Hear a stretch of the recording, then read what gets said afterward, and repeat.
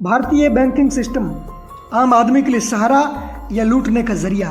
Bank system किसी भी देश की अर्थव्यवस्था के लिए रीढ़ की हड्डी होती है। आम आदमी से लेकर बड़े उद्योगपति तक सभी बैंकिंग सेवाओं पर निर्भर रहते हैं। लेकिन भारत में बैंक सिस्टम को लेकर हमेशा से सवाल उठते रहे हैं। क्या ये वास्तव में आम आदमी के लिए एक सहारा है या सिर्फ एक ऐसा सिस्टम जो आम जनता से पैसा वसूल कर बड़े कारोबारियों को फायदा पहुंचाता है?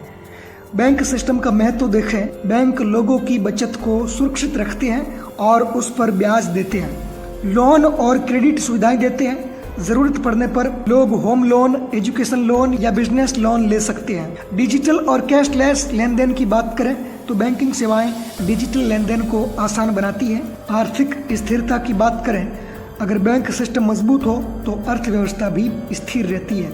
अब बात करें कि क्या बैंक आम आदमी को लूट रहे हैं, तो सबसे पहले बात करते हैं ब्याज दरों में असमानता। आम आदमी को सेविंग अकाउंट या फिक्स्ड डिपॉजिट पर कम ब्याज मिलता है, लेकिन लोन लेने पर ज़्यादा ब्याज चुकाना पड़ता है। दूसरी ओर बड़े उद्योगपतियों को कम ब्याज पर भारी भरकम लोन दिया जाता है। फिर बात करें बैंकिंग चार्ज और छिपे हुए शुल्कों के बारे में।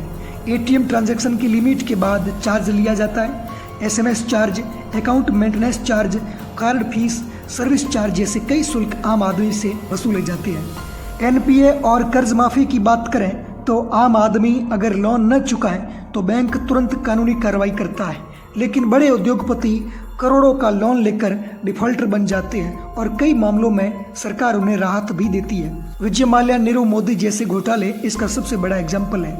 रिजर्व बैंक और सरकारी हस्तक्षेप की बात करें तो आरबीआई और सरकार अक्सर नीतियां बनाते हैं, लेकिन इनमें बड़े कारोबारियों को ज्यादा फायदा दिया जाता है।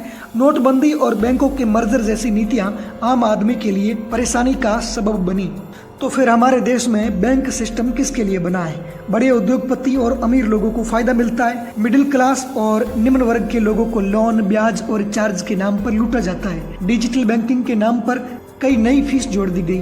तो बैंक सिस्टम को आम आदमी का सहारा बनना चाहिए, लेकिन मौजूदा हालात को देखते हुए ये कहना गलत नहीं होगा कि बैंक गरीबों से पैसा लेकर अमीरों को फायदा पहुंचाने का जरिया बन गए हैं। आपका क्या विचार है? क्या भारत में बैंक सिस्टम में बदलाव की ज़रूरत है? कमेंट करके बताएं।